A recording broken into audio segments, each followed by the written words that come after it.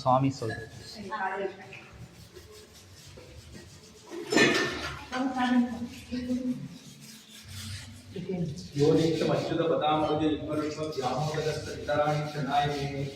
अस्मद्गुरोर्भगवतोऽस्मदैकसिद्धोः रामानुजस्य चरणौ शरणं प्रपद्ये भक्तामृतं विश्वजनानुमोदनं सर्वार्थदं श्री षडगोपवाङ्मयं सहस्रशाखोपनिषत्समागमं नमाम्यहं திராவிடவேதசாகரம் மிக்க விரநிலையும் மெய்யாம் உயிர்நிலையும் தக்கநெறியும் தடையாகி துக்கியலும் ஊழியதையும் ஆழ்வினையும் போதும் குருவேர்கோன் யாழினிசை வேதத்தியல் ஸ்ரீயப்பதியான சர்வேஸ்வரனாலே மயர்வர மதிரம் அருளும் பெற்றவர்கள் ஆழ்வார்கள்.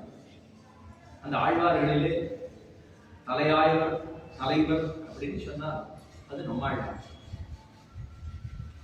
நம்ம சம்பிரதாயம் ஸ்ரீவிஷ்ணவ சம்பிரதாயத்திலே ஓராண்மொழி சம்பிரதாயம் என்று ஒவ்வொரு ஆச்சாரியர்கள் ஒரு சிஷ்யருக்கு உபதேசம் பண்ணி அவரை தொடக்கமாக எம்பெருமானிடத்திலே சரணாகதி பற்றி எம்பெருமானுக்கு நிஜமான கைங்கரியம் என்று சொல்லப்படுகிற புருஷார்த்தத்தை உபதேசிப்பதே நம்ம ஸ்ரீவிஷ்ணவ சம்பிரதாயத்தினுடைய தாற்பரிய தலையாய ஒரு பிரசித்தமான ஒரு விஷயம் என்று சொன்னால் ஒவ்வொரு ஜீவாத்மாவும் ஒவ்வொருவரும் அதை தெரிந்து கொண்டு எம்பெருமானுடைய திருவடிகளிலே சரணாகதி கூற வேண்டும் அப்படிங்கிறதுதான். அதற்காகத்தான் ஆழ்வார்களுடைய அத்தனை அவதாரமே 10 ஆழ்வார்கள் சொல்றோம், 12 ஆழ்வார்கள் சொல்றோம். 10 ஆழ்வார்கள் எம்பெருமானுடைய திருவடிகளை பற்றி எம்பெருமானே உபாய உபேயம் என்று இருந்தவர்கள். மற்ற 2 பேர் உண்டு, மதுரகவி ஆழ்வாரும் ஆண்டாளும் நம்முடைய ஆச்சாரியரே நமக்கு எல்லாம் என்று இருந்தது. ஆக 10ன்னு சொல்லலாம், 12ன்னு சொல்லலாம். அதிலே நம்மாழ்வார் சரணாகதியை அனுப்பித்தார் என்று பார்க்கிறோம். இந்த திவ்யதேசமே திருக்குருகூர் சொல்லப்படுகிற இந்த திவ்யதேசம் ஸ்ரீவைகுண்டத்துக்கு சமம் அப்படின்னு சொல்லப்படுகிற உயர்ந்த விஷயம். நாம இருப்பதே ஸ்ரீவைகுண்டம் போலத்தான் ஆழ்வாருடைய இருக்கக்கூடிய வாசஸ்தானம். உண்டோ வைகாசி சாகத்துக்கு ஒப்பொரு நாள், உண்டோ ஷடகோபருக்கு ஒப்பொருவர், உண்டோ தருவாய் மொழி கொப்பு தென் முருகைக்குண்டோ ஒரு பாரதனில் ஒப்புமோ என்று மணவாள மாமிகள் தெரிவிக்கிறார். வைகாசி விசாகத்திற்கு ஒப்பான ஒரு திருநாள் தான் உண்டா? உண்டோ ஷடகோபருக்கு ஒப்பொருவர், ஷடகோபன்னு சொல்லப்படுகிற நம்மாழ்வாருக்கு ஒப்பு உண்டா? அவர் அனுக்கிரகித்து போன்ற திருவாய்மொழிக்கு ஒப்புதான் உண்டா? தென்குருகைக்கு உண்டா? இந்த 3க்கும் ஒப்பிருந்தாலுமோ திருக்குருகூர்னு சொல்லப்படுகிற இந்த திவ்ய கஷேத்திரத்துக்கு ஒப்பு இருக்க முடியும்.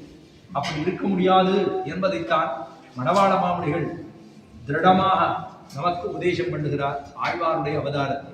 இந்த ஆழ்வார் சரணாகதியிலே, அதாவது சாஸ்திரங்கள் சொல்லுகிற சரணாகதி, யோ பிரம்மாணம் விததாதி பூர்வம் யோவை வேதாஞ்ச பிரகினோகி தஸ்மை தம்மதேவம் ஆத்ம புத்தி பிரகாசம் முமுக்ஷுருவை சரணமகம் பிரபத்தியே என்று சொல்லுகிறது.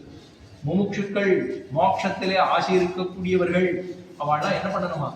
யோ பிரம்மாணம் விததாதி பூர்வம், யாரொருத்தர் தன்னுடைய உந்தி கமலத்திலிருந்து இந்த பூவுலகை படைத்தானோ, பிரமனை படைத்தானோ, நான்முகனை நாராயணன் படைத்தான், நான்முகனும் தான்முகமாய் சங்கரனைத்தான் படைத்தான், யான்முகமாய் அந்தாதி நேரிட்டு அறிவித்தேன் ஆழ்பொருளை சிந்தாமல் கொள்வினீர் தேர்ந்து என்று திருவிழிப்பிரானுடைய திருவாக்கு.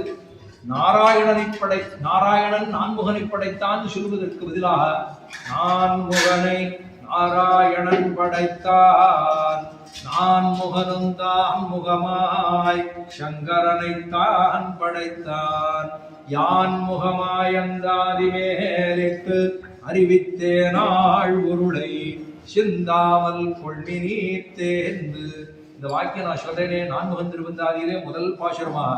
இந்த பாசுரம் நான் சொல்றேன் திட்டவட்டமாக திருட அத்தியாவசியமாக ஒவ்வொருவரும் கொள்ள வேண்டியது.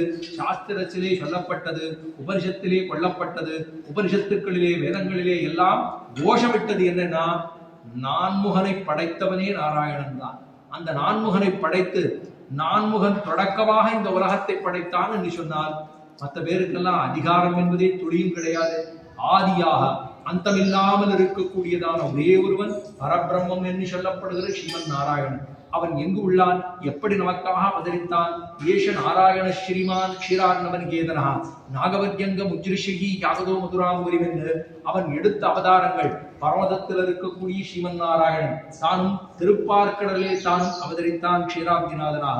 அங்கிருந்து புறப்பட்டு மதுரப்பட்டணத்துக்கு வந்து கண்ணனாக மீனாய் மீனொடு ஆமை கேடல் அரிகுரலாய் முன்னுமிராமனாய் தானாய் பின்னுமிராமனாய் தாமோதரனாய் கற்கியுமானான் என்று அவதாரங்கள் பல பல. அவதாரம் இல்லாதவன் அவதாரத்துக்கு அவசியமில்லாத எம்பெருமான் பல அவதாரங்களை படைக்கிறான். அவன் அவதாரம் பண்ணி நமக்கு சொல்லி போந்தது உபனிஷத்துக்கள் சொன்னது சரணாகதி பண்ண வேண்டும். முமுட்சுக்களை எல்லாம் சொல்லுகிறார். யார் ஒருத்தன் தன்னுடைய உண்டீக மரத்திலிருந்து பிரமனை படைத்து அது தொடக்கமாக உலகத்தை படைக்கிறானோ அவனையே சரணாகதி பண்ண வேண்டும் என்று சாஸ்திரம் சொல்லித்து. நாம எல்லாம் சாஸ்திரம் சொன்னது நமக்கு ரொம்ப தூரம் இல்லையோ. சமஸ்கிருதத்திலே சொல்லப்பட்டது, வேதத்திலே உபனிஷத்துக்களிலே சம்ஸ்கிருதத்திலே சொல்லப்பட்டது. ஆறுக்கதை சொல்லி அதனாலே ஆழ்வார்கள் அத்தனை பேரும் அவதாரம் பண்ணதே அவை எல்லாவற்றையும் தமிழிலே சொல்ல வேண்டும். தமிழ்ல சொன்னாதானே சாமானியர்களும் பாமரர்களும் தெரிந்து கொள்ளும்படியாக இருக்கும். அதுக்காக அவதாரம் பண்ணதுதான் ஆழ்வார்களுடைய அவதாரம். அதைத்தான் ஆழ்வார் அவதாரம் பண்ணி சரணாகதி சாஸ்திரத்தை தெளிவாக சொன்னார் தன்னுடைய பிரபந்தத்திலே. திருவிருத்தம் என்ன, திருவாசிரியம் என்ன, பெரிய திருவந்தாதி என்ன, திருவாய்மொழி என்னன்னு 4 பிரபந்தங்களை ரிக்வேதசாரமாக திருவிருத்தம், யஜுர்வேதசாரமாக திருவாசிரியம், அதர்வண வேதசாரமாக பெரிய திருவந்தாதி, திருவாய்மொழி சாமவேதசாரமாக ருஷிஷாமகே கிருஷ்ணதிருஷ்டா தத்துவம் விவோதிதம் சகஸ்திர சாக்கா விபத்ராட்சி திராவிடியும் பிரம்மசங்கீதா என்று ஆழ்வாரை ஒரு ரிஷி என்று கொள்ளலாம், ஆழ்வாரை ஒரு கவி என்று சொல்லலாம், ஆழ்வாரை முனி என்று சொல்லலாம். மனநசீலகா முனிகி என்று சொல்லப்படுகிற பெருமை ஆழ்வாரை சாரும். ஷடகோபன் வேறல்ல, நாராயணன் வேறல்ல, அவர் தரித்திருக்கக்கூடிய துளசி மாலை வேறல்ல, இவள் தரித்திருக்கக்கூடிய மகிழமாலை வேறல்ல, அவர் இருக்கக்கூடிய திருப்பார்கடல் வேறல்ல, இவர் இருக்கக்கூடிய திருக்குறுகூர் வேறல்ல, எல்லாம் ஒன்று அப்படிங்கிற பெருமைதான். சேமம் குருகையோ செய்ய திருப்பார்கடலோ, நாமம் வராங்குஷமோ நாரணமோ, தாமும் துளவமோ வகுளமோ, தோழு 2 4 முளதோ பெருமானுனக்குன்னு ஆழ்வாருக்கும் நம்ம நாராயணனுக்கும் ஆழ்வாருக்கும் இருக்கக்கூடிய சாமியம். அவர் இருப்பதோ திருப்பார்கடலிலே, இவர் இருப்பதோ திருக்குறுகூரிலே. அவனுக்கு நாராயணன் என்று வேறு, இவருக்கு ஆழ்வார் என்று வேறு. அப்படி இருக்கக்கூடியவர் அவர் துளசி மாலையை தரித்துக் கொண்டுள்ளார், இவர் மகிழமார்வரன் என்று மகிழமாலையை தரித்துக் கொண்டிருக்கக்கூடிய ஆழ்வாருக்கும் எம்பெருமானுக்கும் வாசி அல்லாமல் அவரும் மோட்சத்தை கொடுப்பர், இவரும் மோட்சத்தை கொடுப்பர். அப்பேற்பட்ட ஆழ்வார் தன்னுடைய 1102 பாசுரங்களிலே சரணாகதி, தீர்க்க சரணாகதி என்று சொல்லப்படுகிறது திருவாய்மொழி. தீர்க்கமான சரணாகதி, தயார்த்தத்தை பிரதிபாதிக்கக்கூடியது.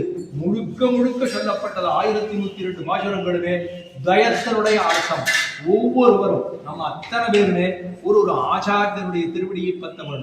74 சிம்மாசனாதிபதிகள், எம்பெருமானாராலே நியமனம் பண்ணப்பட்ட 74 சிம்மாசனாதிபதிகள். அந்த சிம்மாசனாதிபதிகளுக்குள்ளே ஒருவரை பற்றி நாம் இந்த ஆத்மாவானது எம்பெருமானுக்கு சொத்து, நாம் நமக்கு உரியோம் அல்லோ, நாம் எம்பெருமானுக்கு உரியவர்கள் அப்படிங்கிறத அந்த ஆத்மாவை எம்பெருமான் ஆச்சாரியனிடத்திலே சமர்ப்பித்து எம்பெருமானிடத்திலே சமர்ப்பிக்க வேண்டும். நான் என்னை ரட்சித்துக் கொள்ளப் போகிறேனா, எம்பெருமான் நம்ம ரட்சிக்க போகிறானா என்னால் எம்பெருமான் குருவினையே நம்ம ரட்சிக்க முடியும்.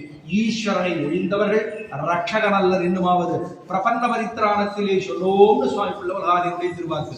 ஈஸ்வரனை ஒழிந்தவர்கள் ரட்சகன் அல்லர். எம்பெருமான தவிர வேற யாரும் நம்மை ரட்சித்து விடுவர்களா என்னால் அது ஒரு நாளும் நடக்கப் போவது கிடையாது. அப்படி இருக்கக்கூடிய சரணாகதி சாஸ்திரத்தை அவர் ஆழ்வார் திருவாய், அதாவது துவயத்தில் இருக்கக்கூடிய அர்த்தம் ஸ்ரீமன்னு நாராயண சரணௌ சரணம் பிரபத்தியே என்பது சரணாகதி சொல்லக்கூடிய சப்தம். ஸ்ரீமதே நாராயணாயனஹா என்பது அது அதில் இருக்கக்கூடிய கைங்கரியத்தை சொல்லக்கூடிய அர்த்தம். பூர்வாக்கியம் என்ன, உத்தர வாக்கியம் என்ன? பூர்வாக்கியம் சொல்லுவது சரணாகதி அனுஷ்டிப்பது. ஸ்ரீமன்னு நாராயண சரணௌ சரணம் பிரபத்தியே, எம்பெருமான் ஸ்ரீமானாக இருக்கக்கூடிய நாராயணனிடத்தே நான் சரணாகதி புகுகிறேன். பிரபத்தியே, நான் அவனிடத்திலே சரணாகதி புகுகிறேன்னு புத்தி பண்ணுகிறேன். பிரபத்தியே அப்படின்னா புத்தி பண்ணுகிறேன், எம்பெருமானிடத்திலே சரணாகதி பண்ணுகிறேன் என்பதை புத்தி பண்ணுகிறேன். ஏன்னா அது எவ்வளவு உயர்ந்ததுன்னா, சரணாகதி பண்ணிட்டு நாம் எனக்கு உரியவன் நான் சொன்னேன்னா அப்புறம் அது சரணாகதி பண்ணுவதில் அர்த்தமே இல்லையோ. அந்த சரணாகதியை சொன்னது முதல் வாக்கியம், பூர்வ வாக்கியம். துவயத்தை சொல்லுகிறோம் இல்லையோ, ஆச்சாரியனிடத்தில் சமாசனம் பண்ணிட்ட பிற்பாடு துவயத்தை சொல்லுகிறோம் இல்லையோ, அந்த துவய மகாமந்திரத்தில் இருக்கக்கூடிய முதல் வாக்கியம் தான் சரணாகதி. 2வது வாக்கியம் அது சரணாகதிக்கு அதை செய்த பிற்பாடு என்ன செய்யணும் அப்படின்னா, மோட்டோலையை பார்த்துன்னு உட்கார்ந்துட்டு போறோமா? அல்ல, நாம் கைங்கரியம் பண்ண போகிறோம். அந்த கைங்கரியம் யாருக்கு? புருஷார்த்தம் என்று சொல்லப்படுவது புருஷார்த்தம் என்பது எம்பெருமானுக்கு, பாகவதர்களுக்கு பகவத் சேஷத்துவம் என்ன, பாகவத சேஷத்துவம் என்ன பகவானுக்கு பண்ணுவது, பாகவதர்களுக்கு பண்ணுவது, ஆச்சாரியர்களுக்கு பண்ணுவது, ஆழ்வார்களுக்கு பண்ணுவது, ஆனால் பாகவதர்களுக்கு பண்ணுவது என்ன இந்த கைங்கரியமே புருஷார்த்தம் என்று கொள்ளப்படுகிறது. புருஷனாலே அர்த்திக்கப்படுவது. புருஷன் சொன்னா ஏதோ புருஷன் ஆன்மகனை சொல்றார் அப்படிங்கிற அர்த்தம் இல்ல. ஜீவாத்மாக்கள் அத்தனை பேரும் நம்மாலே அர்த்திக்கப்படுவது, நம்மாலே பிரார்த்திக்கப்படுவதுதான் கைங்கரியம். எதற்காக? நாம் இங்கிருந்து அர்ச்சிராதி மார்க்கத்தை பெற்று இந்த ஆத்மா புறப்பட்டு அர்ச்சிராதி மார்க்கத்தை எடுத்து நேரே வைகுந்தத்திற்கு சென்று அவானவனாலே நமக்கு அக்கறையிலே விடப்பட்ட பிற்பாடு நாம் பகவானுடைய திருத்தொடைகளிலே ஏறி அமரப் போகிறோம். அவர் ஆறு, இது யாரு என்று கேட்கப் போகிறார். கோசி என்று கேட்க ஆம் பிரம்மாஸ்மி என்று சொல்லப் போகிறோம். சொன்ன பிற்பாடு என்ன பண்ண போறோம் அப்படின்னா அவருடைய திருவடிகளுக்கு நித்தியமான கைங்கரியத்தை பண்ண போகிறோம். அதற்காகத்தான் நமக்கு இல்லைன்னா தெரியாது, ஒரு ஜந்துவாக பிறந்தோம், ஏதோ ஒரு விலங்காக பிறந்தோம், ஒரு பட்சியாக பிறந்தோம்னா நமக்கு துவயமகா மந்திரத்தை சொல்லதான் முடியுமா, திருமந்திரத்தை கேட்கதான் முடியுமா, சரமஸ்லோகத்தை அனுஷ்டிக்கத்தான் முடியுமா? எதுவுமே பண்ண முடியாது. ஆனா பிறந்ததோ உயர்ந்த ஜன்மாவா, அதுவும் அணிதறிது மானிடராய் பிறத்தலறிது, கூன்குருடு பேடு நீங்கி பிறத்தலறிதுன்னு சொல்லுவது போல நாம் பிறந்ததே மனுஷனா பிறந்ததை விட ஸ்ரீவிட்டவனா பிறந்தோம். ஸ்ரீவைஷ்ணவனாக பிறந்த பிற்பாடு பகவானை நாம் உபாசிக்கவில்லை அப்படின்னு சொன்னா பிறந்ததனுடைய பயனே இல்லாமல் போகும் அல்லவா? விசித்ரா தேக சம்பத்தி ஈஸ்வராய நிவேதிதும் பூர்வமேவ கதா பிரம்மன் ஹஸ்தபாகாதி செய்யுதாயின்னு சொல்லுகிற பிரமாண வாக்கியத்தின்படி கண்ணு கொடுத்து, கை கொடுத்து, கால் கொடுத்து, உடம்பு கொடுத்து, புத்தி கொடுத்து, இவையும் கொடுத்த எம்பெருமான் நம்மை அவனுக்கு கைங்கரியத்தை பண்ணவில்லை என்று சொன்னால் அவனுடைய திருவுள்ளம் தான் எத்தனை நொந்து போகும். நமக்கே இப்ப கை தூக்க முடியல அப்படின்னு சொன்னா இந்த கையை பார்த்து நம்ம கோபம், கை பெருசா இருக்கு, கையை நம்மளால தூக்க முடியல, கால் நல்லா தானே இருக்கு, நடக்க முடியவில்லையே, உட்கார்ந்தால் எழுந்திருக்க முடியவில்லை அப்படிங்கிற துக்கம். இந்த கால் தான் என்ன படாத பாடுபடுது என்று சொல்ல முடியும். ஆஹா, இந்த கால் நம்முடைய இந்திரியங்கள் நமக்கு உதவாத போது நமக்கு எத்தனை ஒரு கோபம் ஏற்படுது. எம்பெருமானுடைய திருவேணியில் இருக்கக்கூடிய அத்தனை அவயவங்களாக இருக்கக்கூடியவர்கள் நாம், ஜீவாத்மான்னு சொல்லப்படுகிற நாம் கௌஸ்துவைய ஸ்தானமா, பெருமானுடைய கௌஸ்துவத்தினுடைய ஸ்தானமாக ஜீவாத்மாக்கள் அத்தனை பேரும் போய் அங்க போய் உட்காரணும். பிராட்டிக்கு நமக்கும் சாமியம் என்கிற அளவுக்கு நமக்கு பெருமை. ஜீவாத்மா முக்தனாக மாறின பிற்பாடு பெருமானுடைய திருக்கமலம் அந்த ஹிருதயத்துக்குள்ள இருக்கக்கூடிய கௌஸ்துவம் இருக்கக்கூடிய அதுக்கு மேல இருக்கக்கூடிய பிராட்டியினுடைய இடத்துல, அந்த இடத்துல ஒவ்வொரு ஜீவாத்மாவும் உட்காரணும்னா பெருமாளுக்கு போனதா இந்த பரமாத்மா நம்ம இருக்கோம். ஜீவாத்மாக்கள் நம்ம சொல்லபடி கேட்கலன்னா பகவானுக்கு எத்தனை திருவுள்ளம் நொந்து போகும். அதைத்தான் சொல்றார். அதை சம்சாரிகள் தங்களையும் ஈஸ்வரனையும் மறந்து ஈஸ்வர கைங்கரியத்தையும் இழந்து அது இழந்தோம் என்கிற இளமன்னிக்கே சம்சாரமாகிற பெருங்கடலிலே விழுந்து நோவிட சம்சாரிகள் உஜ்ஜீவிக்கும்படியாக அவர்கள் தன்னை அறிந்து கரமரம் சேரும்படி தரப்படுகிறது. திருவாய்மொழியில் 1102 பாசுரங்களுமே துவயத்தினுடைய அர்த்தத்தையே பிரதிபாதிக்கிறது என்று சொல்லுகிறார்கள் பூர்வர்கள். அதுல பூர்வ வாக்கியம் சரணாகதி, உத்தர வாக்கியம் கைங்கரியம். இந்த கைங்கரியத்துக்கும் சரணாகதிக்கும் தான் 3 திருவாய்மொழியிலே ஒழிவில் காலமெல்லாம் உடனாய் மன்னி வழிவிழா அடிவி செய்ய வேண்டும் தெழிக்குறலர்வி திருவேங்கடத்து எழில் உள்சோதி எந்தை தந்தைக்கு என்று ஆழ்வார் எல்லா நேரத்திலும் எக்காலத்துக்குமாக பெருமானிடத்திலே கைங்கரியம் பண்ணப்படும். கைங்கரியத்தை முதல்ல வச்சுட்டார். சரணாகதி தானே பூர்வாக்கியத்தில் முதல்ல சொல்லப்பட்டிருக்கு, அதைத்தானே சொல்லணும். முதல்ல அதை சொல்லவில்லை, கைங்கரியம். அந்த கைங்கரியத்தை முதல்ல சொல்றார். பகவானுக்கு என்ன பண்ணணுமா? ஒழிவில் காலம் எல்லாம் எல்லா காலத்திலுமாக பண்ண வேண்டும், சர்வதேசத்திலும் பண்ண வேண்டும். சர்வதேச சர்வகால சர்வாவஸ்தோஜித சகல விதமான கைங்கரியங்களும் பெருமானுக்கு பண்ண வேண்டும்ங்கிறத முதல்ல சொல்லி முடிக்கிறார். ஏன்னா பலம் இதுதான் கிடைக்க போகிறது. நன்னா படிச்சா நல்ல நிலைமையில இருக்கலாம், நன்னா எல்லாருக்கும் பண்ணலாம், நல்ல கைங்கரியங்களை பண்ணலாம், பணம் கிடைக்கும், நிறைய எல்லாம் செய்யலாங்கிற பலத்தை சொல்லிட்டோம்னா அதை பண்ணுவதற்கு யாரும் அதுக்கு பயந்துபட மாட்டார்கள். ஆனா பலத்தை சொல்லாமலே விட்டுட்டோமே என்றால் அப்ப அவர்களுக்கு ஒரு கட்டம் ஏற்படுது இல்லையோ. முதல்ல பலத்தை சொன்னார். கைங்கரியமே புருஷார்த்தம் என்பதை முதல் பதிகத்திலே ஈசன் வானவத்தியம்பன் என்றார். அது தேசமோ திருவேங்கடத்தான் ஈசனே நிறவொன்னுமிலே என்கண் பாசம் வைத்த வரம் சொல்வது சோதிக்கேன் ஒழிவில் காலமெல்லாமலே ஆழ்வார் முதல்ல தயத்திலே சொல்லப்பட்ட கைங்கரியத்தினுடைய அர்த்தத்தை முதல் 3 திருவாய்மொழியே சொன்னார். அதுக்கப்புறம் எதுக்காக பண்ண இந்த கைங்கரியம் கிடைக்கும்? ஏன்னா கடைசியில் 6 திருவாய்மொழியிலே 5 சரணாகதிகள் ஆழ்வார் அனுஷ்டித்தார். 5, 7, 5, 8, 5, 9, 5, 10. முதல்ல வானமாமலை தெய்வநாயக பெருமானிடத்திலே நோத்த நோன்பிலேங்கிற பதிகத்தாலே, இரண்டாவது ஆறாவதே என்று திருக்குழந்தை எம்பெருமானிடத்திலே, மூன்றாவது மானநோக்கு நல்லீர் என்று திருவள்ளவாழிலே, நான்காவது பிறந்தவாறும் வளர்ந்தவாறும் பெரிய பாரதம் கை செய்து ஐவருக்கு திறங்கள் காட்டியிட்டு செய்து போற மாயங்கள் நிறந்த நூடுபுக்கு எனது ஆவியை நின்று உருக்கி உங்குன்ற அச்சிறந்தவான் சுடரே உன்னை எண்ணுகொள் சேர்வதுவே என்று கெட்டாவதார தசையிலேயே சென்றார். அங்கேயே சரணாகதி அனுப்பித்தார். எம்பெருமான் அவருக்கு அனுகிரகம் புரிந்தானா என்னால் இல்ல. 5, 7, 8, 9, 10 பதிகங்கள் 4, 10 பாசுரங்களாலே சொன்னார். அதுக்கப்புறம் 6, 1, 2, 3, 4, 5, 6, 7, 8, 9, 10 என்று கடைசி 6ஆம் 10 10ஆம் திருவாய்மொழியில தான் சரணாகதி அனுஷ்டித்து முடிக்கிறார், புருஷகாரத்தை முன்னிட்டுக் கொண்டு. ஏன்னா இந்த 4 சரணாகதிகள் தாயாருடைய சம்பந்தத்தோடு நடந்ததா, அதற்காகவே அலர்ந்து பங்க உரமாறுவா என்று திருவேங்கடமுடையானிடத்திலே உலகமுண்ட வருவாயா உலப்பில் ஈர்த்தி அம்மானே நிலவும் சுடர் சூழொளி மூர்த்தி நெடியாய் அடியேனாருகிறே தலத உலகுக்காய் என்ற திருவேங்கடத்தின் பெருமானே உலகருடைய குணவாதம் கூடுமாறு கூறாயே என்று அடிக்கு அமர்ந்து புகுந்து அடியீர் வாழ்வின் என்னென்ன அருள் கொடுக்கும் வழிக்கேடில்லா பெருமானே வடக்குருகூர் செடகோபர் குடிப்பார் என்ன 1000 முடிப்பான் அடிக்கீழ் அமர்ந்து புகுந்தே என்று அவருடைய திருவடிக்கு கீழே தான் அமர்ந்தார் புகுந்தார் சொல்கிறோம். அந்த சரணாகதி தான் புருஷகார பூதையாக இருக்கக்கூடிய அரண்மேல்மங்க தாயார முன்னிட்டு கொண்டு செய்த சரணாகதி. அதனாலதான் தாயாருடன் சேர்ந்து இருக்கக்கூடிய எம்பெருமான் ஏகாயன நாராயணனா வெறும் நாராயணனா ஸ்ரீமன்னு நாராயணன். அந்த ஸ்ரீ என்கிற அந்த சப்தத்தோடு இருக்கக்கூடிய சம்பிரதாயம் வைஷ்ணவ சம்பிரதாயம் என்று சொன்னால் ஒத்துக்கொள்ள முடியாது. ஸ்ரீ வைஷ்ணவ சம்பிரதாயம் என்று சொல்ல வேண்டும். நீங்கள்லாம் நம்மளை பார்த்தா சில பேர் சொல்லுவா நீங்கள்லாம் வீர வைஷ்ணவாடா அப்படின்னு கேட்பாங்க. வீர வைஷ்ணவர்கள் என்றால் நம்ம இடத்துல நம்ம என்ன வில்லு வேலு கப்பு கதரா இதெல்லாம் வச்சுட்டு போமாட்டா. வீர வைஷ்ணவர்கள் என்பது வேறேதும் இல்லை, நாம் எப்படி இருக்க வேண்டும் என்று பிள்ளவலகாரியர் தெரிவிக்கிறார். ஆக கைங்கரியத்தை முதல்ல சொன்னார், சரணாகதியை அப்புறம் சொன்னார். அந்த கைங்கரியத்துக்கு தான் இத்தனை பேரும் வந்து இந்த சன்னிதியில சுவாமியினுடைய திருவடி வாரத்திலேயே அத்தனை கைங்கரியத்தையும் பண்றோம். சுவாமியினுடைய நியமனம் தான் அடிய வந்து இந்த இருக்கிறவாளுக்கு கோட்டிக்கு 2 வார்த்தைகள் சொல்ல வேணும், கைங்கரியத்தினுடைய ஊற்றத்தை சொல்ல வேணும். சமாசிரணம் பஞ்சசம்ஸ்காரம் என்று எம்பெருமானாராலே நியமனம் பண்ணப்பட்ட 74 சிம்மாசனாதிபதிகளிலே ஒருவரிடத்தே பஞ்சசம்ஸ்காரம் ஸ்தாபகா புன்றஹா ததா நாம மந்த்ரோ யாகஸ்ய பஞ்சமஹா என்று சங்கு சக்கர லாஞ்சனங்கள் அவர் புரிக்கிறார். அதற்கு பிற்பாடு ஊர்த்த புன்றங்களை, இந்த புன்றங்களுக்கு இதுக்கு என்ன பேருனா திருவண்காப்பு என்பது கீழிருந்து மேலாக இட்டுக் கொள்ள வேண்டும். நமக்கு கை வலிக்கிறதுங்கிறதுக்காக மேலேருந்து கீழே இழுக்கப்படாது, கீழே இருந்து மேலாக இழுக்க வேண்டும். இந்த கையில நமக்கு இழுக்கிறதுங்கிறதுக்காக இப்படி இழுக்கப்படாது, கீழேந்து மேல எடுக்க வேண்டும். இதற்கு ஊர்த்த குன்றம் என்று பேர்.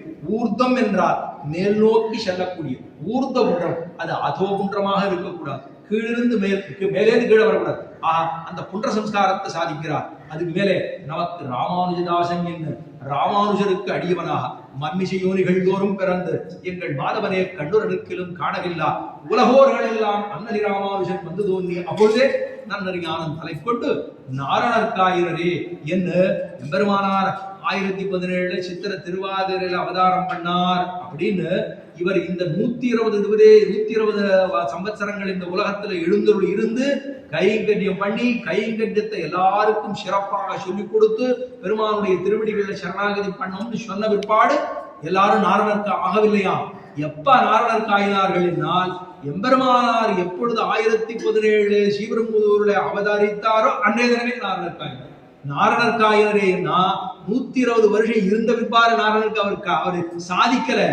எப்பொழுது அவதாரம் பண்ணாரோ அப்பொழுதே அவர்கள் எல்லாரும் நாரணர்க்காயினார்கள் அப்படிங்கிற பெருமை உண்டு.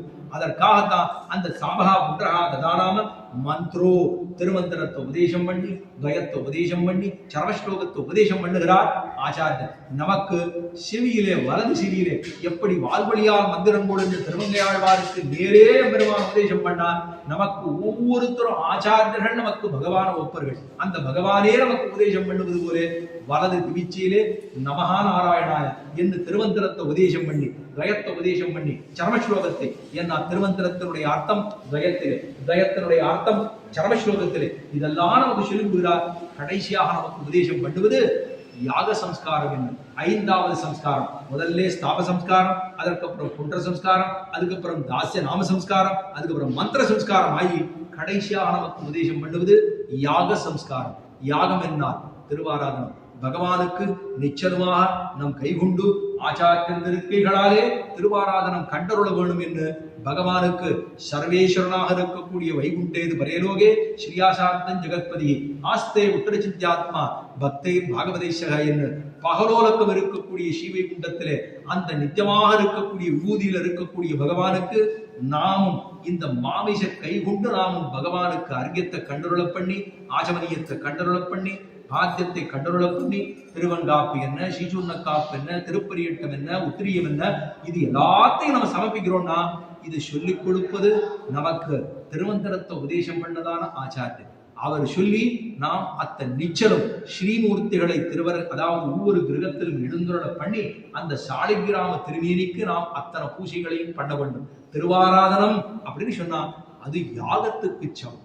நம்ம யாகம்னு சொன்னா எத்தனை பேரை கூப்பிட்டு எத்தனை நதி ஆராதனங்கள் என்ன, கைங்கரியங்கள் என்ன, புஷ்பம் என்ன, வேத விற்பனர்கள் என்ன, அத்தியாபர்கள் என்ன, இவ்வளவு சேர்ந்து செய்ய வேண்டியது யாகம். ஆனா நம் அவரவர்கள் இல்லத்திலே சுலபமாக பெரியவனை கீழே இறக்கும். நாம் பகவான் உயர்ந்தவனாக இருக்கக்கூடிய எம்பெருமானை கீழிறக்கி அவன் வருகிறான். அவனை கீழே இறக்குறோன்னு சொல்லதை காட்டும். அவன் கீழிறங்கி வருகிறான். கீழிறங்கி வந்து நாமும் நம் கொய்யொண்டு தொழாக்கை கையல்ல கண்டாமே. அவன் தொழாதகை எம்பெருமானை தொழாதகை கையென்னு சொல்ல வேண்டுமா? அப்படின்னா பிரேதத்திலும் கை உண்டு, அது தொழுகுமா? ஒரு நாளும் தொழாது. அதே போல பாம்பு புத்திலே ஓட்ட உண்டு, அதாலே பார்க்க முடியுமா? பார்க்க முடியாது. மயில் பீலியிலே ஓட்ட, அது கண் இருக்கு, அதாலே பார்க்க முடியுமா? பாம்பு புத்திலே ஓட்ட இருக்கு, அது கேட்க முடியுமா? நம் கை கொண்டு தொழுகிறோம் என்னால் இது பிரேத கை அல்ல, தொழும் கை, தொழுவித்துக் கொள்ளுகிற கை. தொழும் கைன்னு சொல்லிட்டோம்னா சுவாதந்திரியத்தோடு சொல்லுகிறோம் என்னால் பகவானை நான் நன்னா சேவிச்சேன் அப்படின்னு பலர் சொல்லுவார்கள். ஆனா அப்படி சொல்லக்கூடாது.